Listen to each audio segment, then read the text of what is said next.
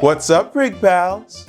Over the past several weeks, a certain game has experienced a surge in popularity, and the internet teems with articles and discussions concerning the secret or formula to winning this game every time.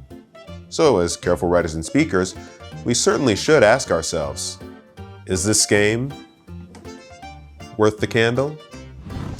Brian Kelly here, your Square Esquire and lovable brig, giving all manner of writers, rewriters, and speakers tips and tidbits on the lexical tools of their trade, the better that they might be able to distinguish themselves as careful users of the language and take their communication skills from enough to effective. I release videos every other Thursday, so make sure to hit that subscribe button and turn on your notifications so you don't miss a chance to learn the best ways with Wordle. Yes, as you've probably surmised by now, I too have caught the bug that's been infecting quite a lot of people lately. The game of Wordle is pretty simple as a concept. You get 6 tries to guess a 5-letter word. I've been playing the game for a little over a week now. I know, kinda late jumping on the bandwagon. I haven't read much about it. Still, I've always managed to guess the correct word without exhausting all my attempts. No, I don't try to cram as many vowels as possible into my first guess. Nor do I always make an effort to include the consonants S, C, and T. I think this past Monday's exercise, the widely reviled Wordle 219, which was actually trending on Twitter for a minute, is instructive. Now, if you haven't heard, many were quite annoyed after many guesses to find that the word they were expected to alight upon was the word null.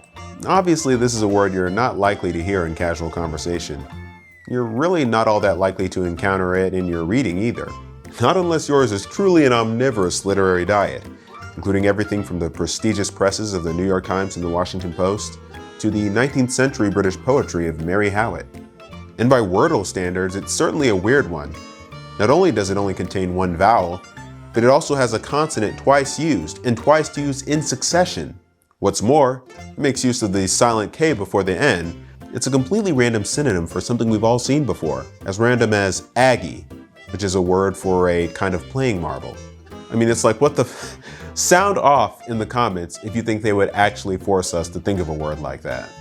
I mean, it might not be tomorrow or next week or next month, but you heard it here first.